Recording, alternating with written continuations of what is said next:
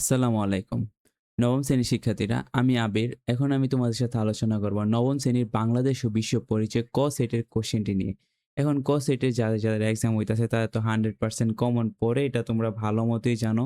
তো এখন দেখো, বেশি কথা বলব না। তোমাদের সাথে আমি এই কোশ্চেনের মধ্যে সিকিউ এবং এমসিকিউ গুলো সবগুলো আমি তোমাদেরকে দেখাই দিব, যেন তোমরা ভালো একটা প্রিপারেশন নিতে পারো। ঠিক আছে? তো যদিও কোশ্চেনটা একটু ঘোলা, তারপরও আমি তোমাদেরকে কোশ্চেনটা যতটুকু পারি বুঝাই দিতেছি। যেমন এখানে ঘটনা ১ হচ্ছে ওরা আমার মুখের ভাষা কাইড়া নিতে চায়। এটা হচ্ছে ঘটনা ১, আর ঘটনা ২ হচ্ছে এখানে দেখো জেনারেল, মেজর, নৌবাহিনী অফিসার, বিমান বাহিনী অফিসার। যেমন পূর্ব পাকিস্তানে জেনারেল ছিল ৩ জন, মেজর ছিল ৫৯০ জন, নৌবাহিনী অফিসার ছিল ৫৯৩, বিমান বাহিনী ছিল ৬৪০ জন। কিন্তু পূর্ব পাকিস্তান, বুঝছো? মানে পশ্চিম পাকিস্তানে বেশি আছিল, আর পূর্ব পাকিস্তানে ০ জন, ১০ জন, ৭ জন, ৪০ জন। মানে একটা বৈষম্য যেই আছিল ওইটা বুঝাইছে আরকি। দেখো ক নাম্বার ৬ দফার ১ম দফা কি? জাতীয়তাবাদ কি ব্যাখ্যা করো। তো ঘটনায় তোমার পাঠ্য বইয়ের কোন আন্দোলনকে ইঙ্গিত করে তার তাৎপর্য ব্যাখ্যা করো। ঘটনা ২, দেশের ২ টি অংশের মধ্যে বর্ণিত বিষয় ছাড়াও আরো অনেক বৈষম্য বিদ্যমান ছিল। তোমার পাঠ্য বইয়ের আলোকে বিশ্লেষণ করো। ওকে? এই হচ্ছে আমাদের ক নাম্বার। আ তারপর দেখো যে খ নাম্বার কি লিখছে? আচ্ছা, যেখানে একটা নাম দিছে হয়তো সমী বা কিছু একটা। সমী নামের একজন বিদেশী শিক্ষার্থী পড়াশোনার জন্য ঢাকা মেডিকেল কলেজে ভর্তি হলে কলেজের সামনে একটি স্মৃতিস্তম্ভ দেখতে পান। বাংলাদেশী বন্ধুদের কাছ থেকে জানতে পারলে স্মৃতিস্তম্ভতে একটি ঐতিহাসিক আন্দোলনের স্মৃতি বিজড়িত। উক্ত আন্দোলনটি পরবর্তী সময়ে স্বাধীনতা বাংলাদেশের রাষ্ট্র প্রতিষ্ঠায় গুরুত্বপূর্ণ ভূমিকা পালন করে। এবার লেখছে বাঙালি জাতীয়তাবাদ কাকে বলে? মৌলিক গণতন্ত্র বলতে কি বোঝায়? উদ্দীপকে উল্লেখিত স্মৃতিসমূহের সাথে আমার পাঠ্য বইয়ে যে আন্দোলন সম্পর্কিত তার পটভূমি ব্যাখ্যা করো। উদ্দীপকে বর্ণিত শেষ বাক্যটি যথাযথ বিশ্লেষণ করো। তারপর দেখো ঘটনা ৩। বাংলাদেশের ব্যবসায়ী আরিফ চৌধুরী দীর্ঘদিন ধরে চীনে বসবাস করেন। তার ছেলে মেয়েদের বাংলা শেখানোর জন্য তিনি একজন বাংলা বিষয়ের গৃহশিক্ষক নিয়োগ দেন। এছাড়া তিনি সবসময় তাকে বাংলা নববর্ষ সহ বিভিন্ন বাঙালি সংস্কৃতির সাথে পরিচয় করানোর চেষ্টা করেন। আবার ঘটনা ২ আছে। সমিত একজন ইঞ্জিনিয়ার। বাংলাদেশের মুক্তিযুদ্ধের সময় তার দাদা ছিলেন একজন স্কুল শিক্ষক ও তার বিশ্ববিদ্যালয়ের ছাত্র। তারপর সমিতের এই বাবা-দাদা দুজনেই সরাসরি মুক্তিযুদ্ধে অংশগ্রহণ করেন। তারপর লেখছে এরা মেবি হরমপত্র কি? ঠিক আছে? এটা বইয়ের সাথে মিলাই নিও। বাঙালিরা নিজেদের অধিকার আদায়ের প্রয়োজনীয়তা নতুনভাবে উপলব্ধি করে কিনা ব্যাখ্যা করো। ঘটনায় তোমার পাঠ্য বইয়ে উল্লেখিত কোন চেতনা কাজ করে ব্যাখ্যা করো। পণ্ডিতের বাবা-দাদার মতো সকলের সম্মিলিত প্রচেষ্টায় ফল স্বাধীনতা বাংলাদেশ বিশ্লেষণ করো। ঠিক আছে? এই হচ্ছে গ নাম্বার। তারপরে ঘটনা ১। আরিফ ও মিতা ভালো গান গায়। যুদ্ধের সময় তারা বেতার বিভিন্ন অনুষ্ঠানে দেশের গান গেয়ে মুক্তিযোদ্ধাদের অনুপ্রাণিত করে। ঘটনা ২। বাংলাদেশ ও বিশ্ব পরিচয় বিষয়টি পড়তে গিয়ে মিলন স্যার বলেন, "তোমরা এমন দেশে বাস করছ যে দেশ সর্বপ্রথম যুদ্ধের মাধ্যমে স্বাধীনতা লাভ করেছে।" ক নাম্বার গণযুদ্ধ কাকে বলে? খ নাম্বার যৌথ কমান্ড গড়ে তোলা হয়েছিল কেন ব্যাখ্যা করো। গ নাম্বার মুক্তিযুদ্ধে আসিফ ও মিতার কার্যক্রম তার সকলের ভূমিকা নির্দেশ করেছে ব্যাখ্যা করো। ঘটনা ২ উল্লেখিত যুদ্ধের ঐতিহাসিক তাৎপর্য বিশ্লেষণ করো।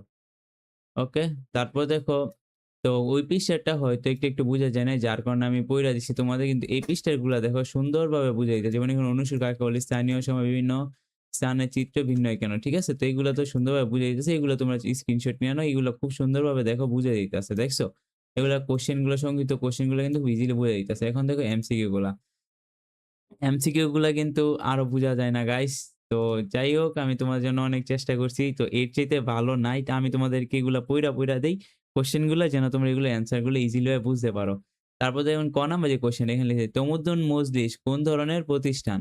তারপর লেখছে ২ নাম্বার তমুদ্দুন মজলিসে কার নেতৃত্বে গঠিত হয়? ৩ নাম্বার ৮ দফা চুক্তিতে আ শিক আ শিক্ষা শাস্ত্রর মাধ্যমে বিবেচনা কোন মাধ্যমে চিহ্নিত করে? এটা হবে বাংলা। ঠিক আছে? এটা খ নাম্বার বেটার অ্যান্সার। ৫ নাম্বার দেখো ২১শে ফেব্রুয়ারি ১৯৪৪ সালে জারি করা হয়। ৫ নাম্বার পাকিস্তান সরকার আ কোন কি লেখছে এটা আমি নিজেও বুঝতেছি না। বাংলা প্রচলনের উদ্যোগ নেয়। ঠিক আছে? মানে কোন ভাষাকে বাংলা প্রচলনের উদ্যোগ নেয়? এটা উর্দু হইবে। এটার উত্তর হবে এই যে গ নাম্বার যে উর্দু দেখতেছো না? এই উর্দুটা। তারপরে হচ্ছে কার শিল্প ১ম কেন্দ্রীয় শহীদ মানে কার নেতৃত্বে ১ম কেন্দ্রীয় শহীদ মিনার উদ্বোধন করে। ঠিক আছে? তারপর দেখো এখানে একটা উদ্দীপক দিছে। তারপর ৭ নম্বর জনাব রহমান মুক্তিযুদ্ধে কোন শ্রেণীর মানুষ? এটা হচ্ছে গিয়ে পেশাজীবী মানুষ। ঠিক আছে? তারপর দেখো এই শ্রেণীর মানুষ মুক্তিযুদ্ধে অংশগ্রহণ করেছিল। নিচের কোনটি? এটা ১ আর ২ ২৫শে মার্চ রাতে গোপনে ঢাকা ত্যাগ করেন কে? তারপর ৭ই মার্চের ভাষণে তুলে ধরা হয়। ঠিক আছে? ৭ই মার্চের ভাষণে তুলে ধরা হয়। অপারেশন সার্চলাইটের নীল নকশা কে তৈরি করেন? তারপর দেখো মুজিবনগর সরকারের প্রধানমন্ত্রী কে ছিলেন?